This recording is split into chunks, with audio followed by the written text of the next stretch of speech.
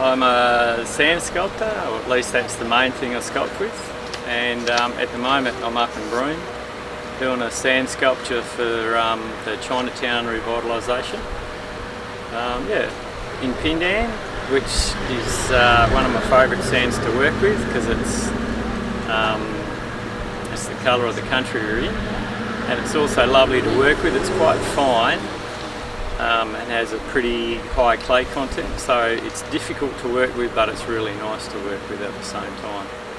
This year's theme was connection, which I found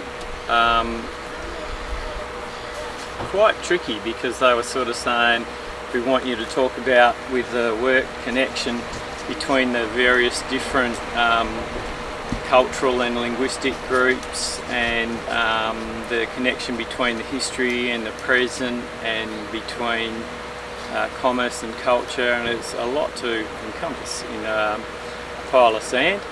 And in the end I decided that I was going to use dogs as the motive, partly because the Kimberley's full of red dogs and they always seem to get on, and they're always pretty connected, they're always playing with each other. And so what I've got here is the boab in the background, which is kind of central to the Kimberley, but it's also really important to dogs, otherwise they've got nowhere to have a wee and nowhere to lie down in the shade.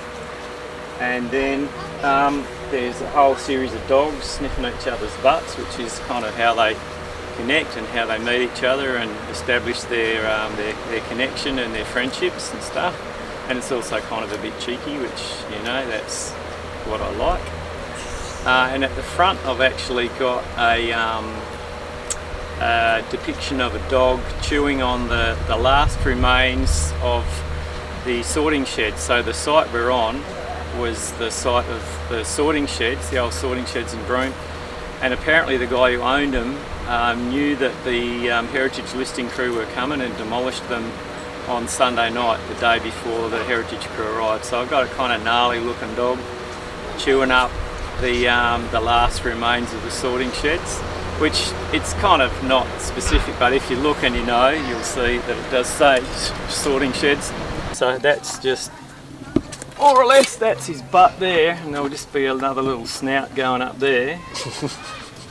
I went on a fantastic Indigenous tour with Bart Pigram, and he told me about this area here, which is apparently in Yaru legend, the area came about from two snakes having a fight, and so there's a little snake and a big snake, so I put the little snakes going up there and the big snake just about to burst out and get in a fight. So it was kind of really nice to have the opportunity, as people have told me things about the area, to try and integrate them into the piece of work. And I particularly like that when you look through the cutouts in the sculpture, you can see the mangrove and the sky and all that. So you've got all the typical kind of colours and elements of Broome and the Kimberley. So I'm pretty happy with it.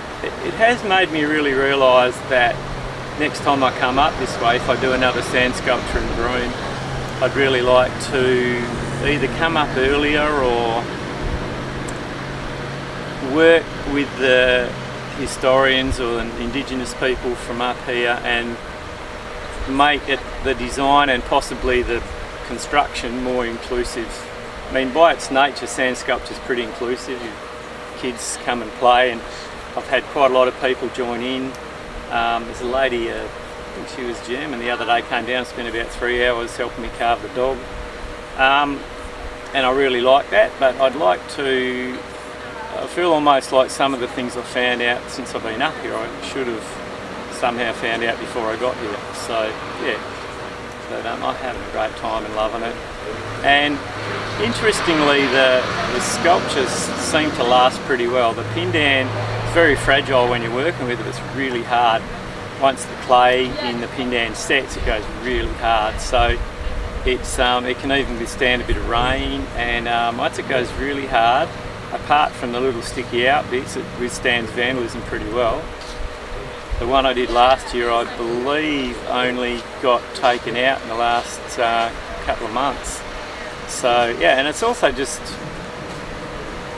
oh look, it's what a fantastic thing. I get, you know, flown to a beautiful location in the middle of a festival where I get to do something I love doing in a beautiful environment, and people come and chat to you and tell you you're doing a great job. Actually, funny, we had the other day, we were playing a game, what's your dream job? And I realised that I was already doing my dream job, so, you know, hope no one else finds that, otherwise I might lose my job. Someone else might want to become a sand sculptor. Cool, that's really good. Thanks for that. No worries. Cool.